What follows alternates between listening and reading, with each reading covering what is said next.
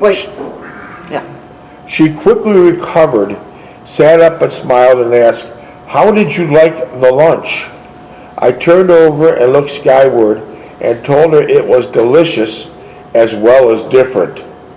With that, I helped her up as she brushed the leaves from her skirt. I tied the picnic basket on the carrier at the rear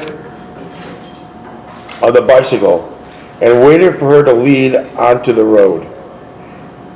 She imitated and she started off, and there was a castle several miles ahead.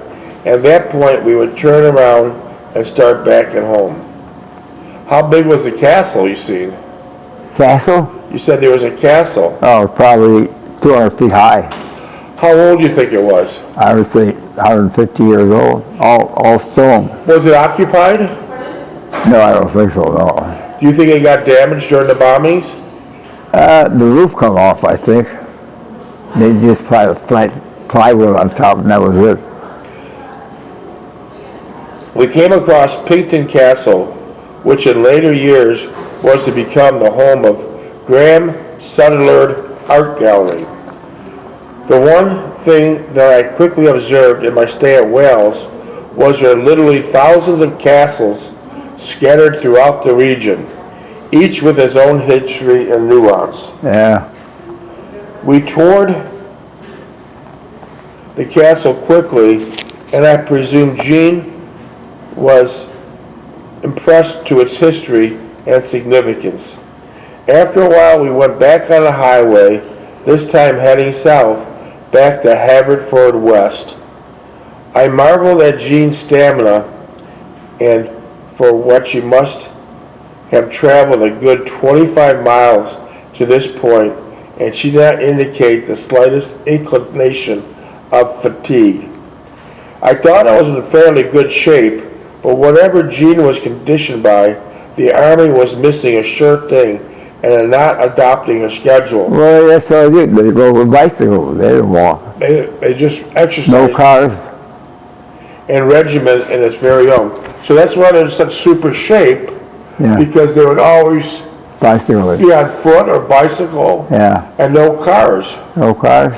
No cars. They just, everywhere they went, it was just a part of their lifestyle. Yeah, bicycles.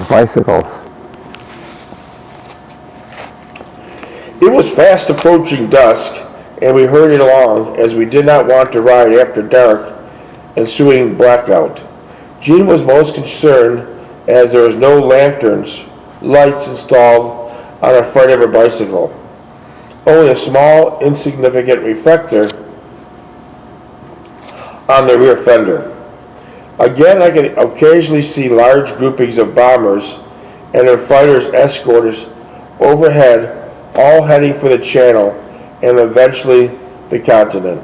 Jean did not pay much attention to their activity and only remarked that she'd become concerned if there were Messerschmitts BF-109, Stukas, or Focke-Wulf FW-109s. She also stated that the Luftwaffe fighters would straggle the highway, such as this, and if they saw any lucky targets as military or civilians, I began to realize what a hapless civilians were going through these war-torn times. So she means if the Germans see any targets, Yeah. the Germans would follow the roads, and if they see any civilians, they'd just shoot at them. Germans or English? Oh, who's the Luftwaffers? Luftwaffe was German. Well, that's what she said. They would follow the roads in, Yeah.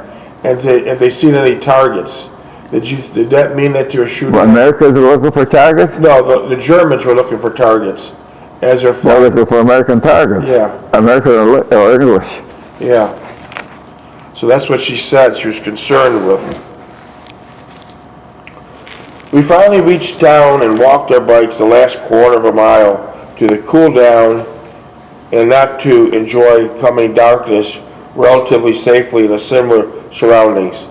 I stored both bicycles in a small shed that adjoined the cottage as Jean carried a picnic basket into the cottage. As we entered the parlor, both parents were in the same position when I first saw them. They greeted us warmly and said they were just in time for the nightly BBC from London. Miss Young made up a small snack with a remainder of the leg of lamb. Only this time it was served on a slice of bread. Later bread, I presume, with warm gravy and topping. There were, of course, proverbial tea and crumpets as listened to the news from London. They talked about another raid on several German cities, and I thought immediately of the cluster bombers we had seen as we rode on the highway with our bicycles. I also thought about how many planes did not come back of the morbid thought that there was once life in these bombers. A few short minutes later, there was nothing but death and destruction. Mr. Young and I discussed at length the utter futility of war and all the suffering and hardship it caused. He was of the opinion that after this war was completed and the war in the Pacific ended, there would be a massive cleanup and rejuvenation all over the world. The final trumpet countries would be England, United States, and Russia. I had no definite opinion, as I was concerned about only my immediate future and my personal stake in its outcome. After the news from London, there's a short interlude of music, usually Bach, Beethoven, or Beethoven.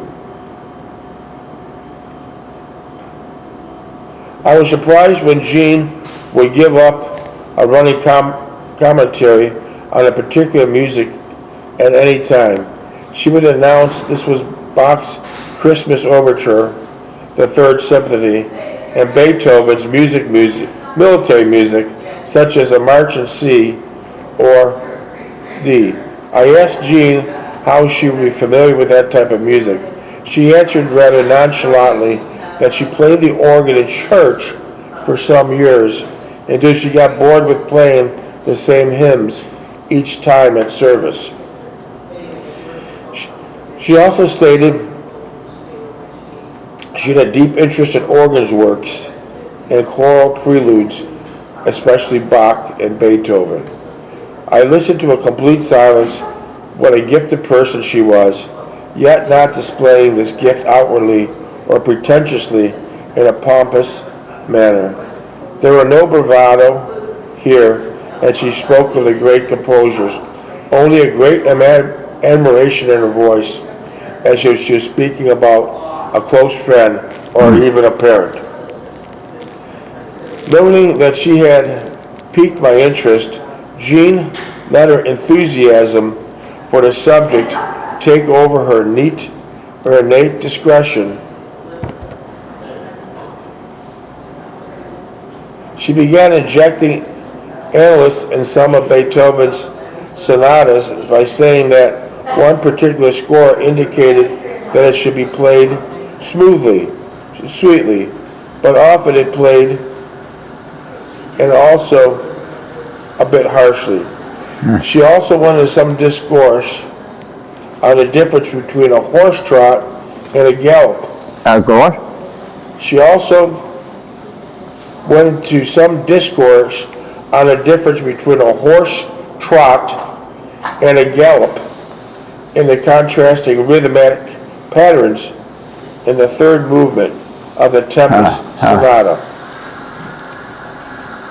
She went on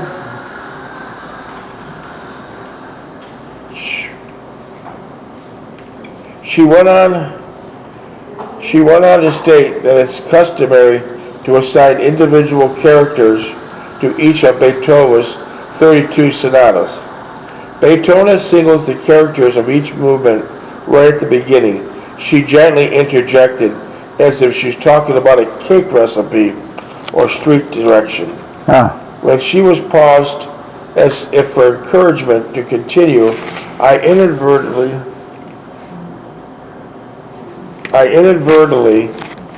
broke the spell she was under and asked her, rather sheepishly, where she had attained all her knowledge on music, especially orchestras and chamber works. She paused, thought for a minute, as if it was to assess what I just said, and stated firmly, I used to spend much of my time at our local library reading absorbing essays and books of our composers and their music. Also the church where I used to play at their services had a small library that I would go occasionally and read about certain composers and their works as interested in me. With that statement, I could see the gleam had gone out of her eye. She turned to her mother and inquired about the shopping trip they had planned for the next day.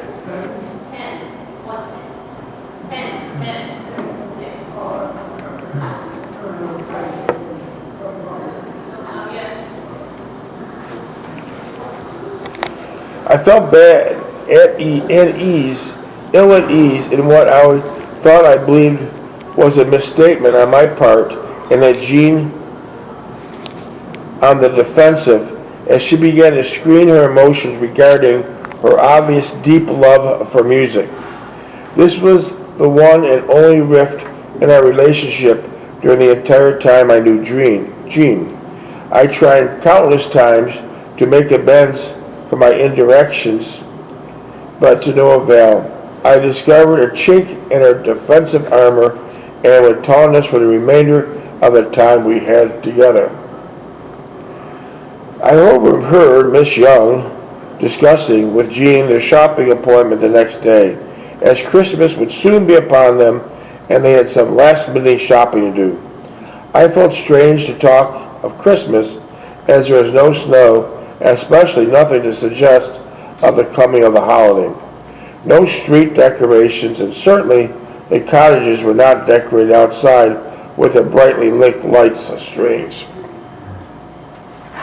Miss Young did not mention that they would be putting up a tree several days before Christmas, but noting as elaborate as the decorations and festivities she had seen in the catalogs and the movies took place in the States. She thought they were beautiful and surely presented Christmas in a more cheerful and festive mood. Were you there for Christmas? Yeah. Explain to me what it was like. Well, they didn't celebrate Christmas. First of all, there was no food, there was no presents to buy. Nothing. Nothing. There was all for military. No Christmas lights? No Christmas lights. No Only thing they had up in the attic. No, the Christmas lights were in the attic? I said during the season, then they brought them down. But they put them in a small room, in a room, not on the outside. How about Christmas trees? No Christmas trees. So it wasn't much of a Christmas. No. Well, they were in the war, probably they had missing relatives and everything else. Mrs. Young then went on to tell me of the virtues of Christmas time when she was a little girl, not too far from the present location. All the while she talked to Jean, listened attentively, showing a genuine and sincere interest in what her mother was saying. I knew Jean was still upset regarding my statement about the music question, but looking at her now, I could certainly not ascertain any trace of irritability or annoyance in her demeanor. I admire her for that, as I was too familiar with the tactic she was applying, although I was not as proficient as manipulation as she so aptly displayed. I would usually go into a temper tantrum and begin to scream and holler for no apparent reason. After I subsided to a lesser extent, I would be annoyed at myself for acting in such a childish manner. The next time I promised myself it would be different. I also told her in great esteem for the respect and regard I bestowed on her parents, and only hope that her children would reciprocate and show the same admiration and concern she had so ably displayed now. After she briefly discussed the forthcoming shopping expedition with her mother, she excused us and said that she would walk me halfway back to the billets, and I said good nights to the youngs. And I said good nights to the young, again thanked them for their kindness and hospitality, and followed Jean to the street. As we began to walk towards the end of the street and the benches that overlooked the town, I thought of how I might correct the impasse I had created. As we reached the benches and I sat down, the steady drone of many aircraft overhead broke the silence and separated us. There was a full moon in a cloudless sky, a perfect night for bombing, and the RAF was taking full advantage of it. How many planes did you see going by? Well, there was strings of them. They go out in a pattern. About how many planes would you guess? I would say 200. 200 planes. English, French, and German. Do you think many of them were coming back? Well, all depending where they went. Germans had good anti-aircraft. What did you say about Germans? They had good anti-aircraft. They had good anti-aircraft. Yeah. Wow. Yeah, it was tough living there. I could not help Jean with her problem, even though I wanted to. I greatly sympathized with her, and she shared her frustration and anxiety. I would have liked very much to be there for her and alleviate some of the disappointments and anguish, but it was not to be there, and was no way I could adequately say it. Now let me ask you this: when you were living there for a while, did you transfer your mind over to back in the States where you lived and say, look, I see what I missed, I wish I was back there now? Did you say that or no? You didn't say that in the book. I wasn't there. No. Is that what you said? Well, I just thought of it now. That you would rather be living there? In England? No, I'd rather be living at home. Yeah. Okay. Because that was natural. We weren't bombed or nothing. Right. The drone of aircraft above brought me back to some semblance of reality, and that my time was quickly coming to an end. I could not help Jean with her problem, even though I wanted to. I greatly sympathized with her and shared her frustration. I would like very much to be here for her of her disappointments and anguish, but it was not to be, and there was no way I could adequately say it. My only response to her quest for aid and understanding was a state that was getting to be a pest, and maybe her parents should have something to say about my presence dominating their household. Nonsense, she quickly retorted. Mother and Dad adore you and almost think of you as their son. I was touched by this remark, but did not show its visibility or audibility. I kissed her gently and asked, what time do you want to meet tomorrow? She responded, after services, a little after 1200 hours. With that, I kissed her again and took her hand in mine. It was the beginning of a feel natural and inviting. We sat there for a while as the bombers were seen and heard returning from their missions. Again, I perceived the sensation of a dread and fear. In whatever their fate, they had accomplished their objective and returning to a comparative safety of their base. I bemoaned the fact that I would not be afforded the same opportunity. I would be in the midst of shooting and war indefinitely, only to leave it by being wounded or killed. With this thought, I held Jean closer and kissed her passionately and adoringly. She responded with equal vigor, and I knew that we had formed a bond together. that was once crossed the fine dividing line. There was no turning back, only forward. Surprisingly, I did not feel frustrated as I did with Anne when she reached the junction. Was it because I finally realized that there was no permanence to this delightful interlude? But I should only experience it as much gusto as I could muster. I believe Jean felt the same way. As a matter of fact, I believe she perceived it much sooner than I grasped it, the full significance and outcome. We sat a bit longer. How you doing tonight? How you doing tonight? Jen, help him, Jen. What was that? Hi, Mr. Estes. You come in? Thank You you. want to come in? Thank you. It's good enough. Thank you. I just came to watch. How are you? Thank you very much. Good. Well, how you been? You can come over this way. How you been? Fine, sir. How are you? All right, all right. Are you making a movie? We're reading my We want father. you to be part of it. Get in there. Why, Come on. I don't want to interfere. No, no. No, no. We're just, every night we read this book about my father. It's called Their Mother's Son. Is that my wife? It's my father's book. It's called Their Mother's Son. And it takes the time. What are we doing here? We're just reading a book. We're reading a book to John. John wrote a book also. You wrote a book? Yeah. Oh, you did? Yeah. I didn't too. I know. We bought your books. They're awesome. Wow. That's the book Mr. we read. CIA. 800 pages. Good book. Yeah. Congratulations. All right, thank you. And right now we're on the subject. Are you making a movie now or what? Well, yeah, we're talking about we World fil- War II. World It was War the II. Battle of the Bulge. Oh, I was not there. You were I not was in there. Korea. You were in Yeah. Korea. Yeah, he was in the Battle of the Bulge.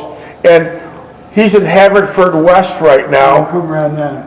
Oh, you're fine. You're fine. You're fine. He was in he was in Wales. He was in Wales. Getting He was ready to go to stationed in Wales. Germany. Wales, England. He was in Wales, England. He was, what? He was in Wales. Wales was a Wales. city in England. Haverfordwest. He's getting ready to go on the front line, and we're reading that He's part getting now ready to go on the front lines. of the Battle of the Bulge. Yeah, Understand. yeah, 1943.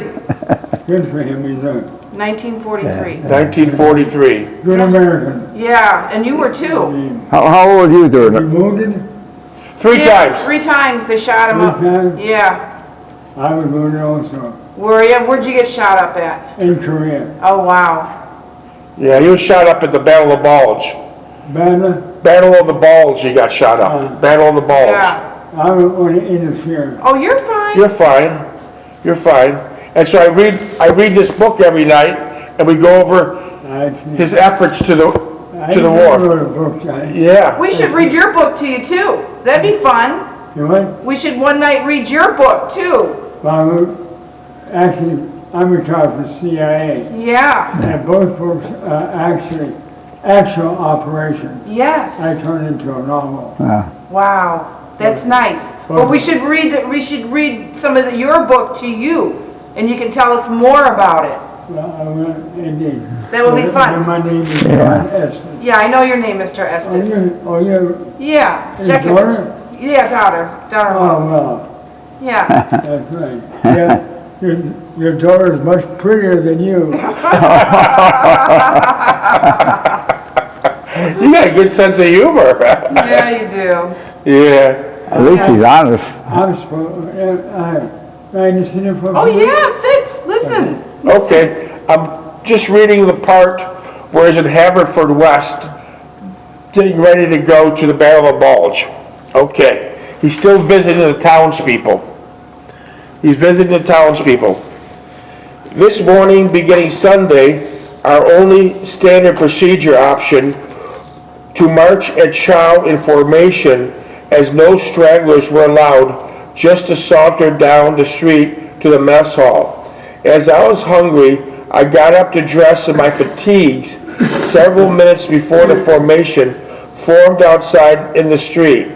A little over half of the company fell out, as the rest were sleeping in, and on some detail on pass or sick call, or they were accountable in some other way. John, you're a hero. I'm a hero? I don't think so. I don't think so. The breakfast was delicious as usual, consisted of baked eggs, bacon, fried potatoes, toast, and all the hot coffee you wanted. After the usual 45 minutes allowed to eat, we waited to fall in for the march back to the billets, what the procedure accomplished was it made it difficult to stay down there. In the heart of town after chow on weekend, instead we forced to go back up and change and then walk back down individually. The mess hall uniform were fatigues and helmet liners just for that purpose. The uniform for a pass or sign out was Class A O.D, tie, field jacket, and overseas cap. In my situation, I was not going back down, rather I was going up several tiers I dare say many of the soldiers have never seen. I did improvise upon this procedure during the rest of our stay at Haverfordwest. I would sign out in fatigues under the pretext of showering, which I usually did, but instead returning to the billets. I would head up to Jean's cottage. This worked well for most of the time. After 1,200 hours chow, I avoided Fink and Larson and scurried into the orderly room to sign out and make my way up to Jean's cottage. On the way up, civilians would wave to me as they stood in their doorways, talking in groups of twos and threes. There were not too many young males about, and the younger girls my age or older would glance at me and smile and wave hello. I felt especially elated and macho at their display of interest, never thinking for a moment that they were starved for companionship of the opposite sex for their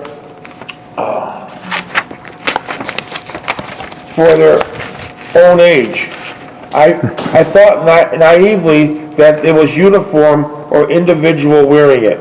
I reached Jean's place and I did not see anyone about. I used a huge brass knocker on the door. Shortly the door opened and Mrs. Young greeted me enthusiastically and invited me in.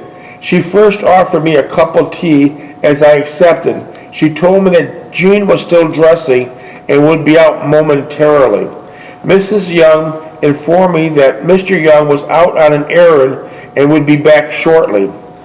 She informed me that he was in the midst of a holiday house cleaning and to excuse the condition of our parlor. I smiled and said it was nothing and she should see the billets on a Saturday or Sunday. She nodded and said, could you imagine, but that was expected of our group of young men. She did not mention that Jean was always neat about picking up after herself. That is good. What? Yeah. Good. Just, yeah. He's getting embarrassed. Just, I think we got 1 minute left, so you want to talk about any more about England or Haverfordwest? or Haverfordwest? Let's talk about his CIA stuff. Ask him. You want to talk about CIA? Yeah. Okay, hang on one We second. got it running.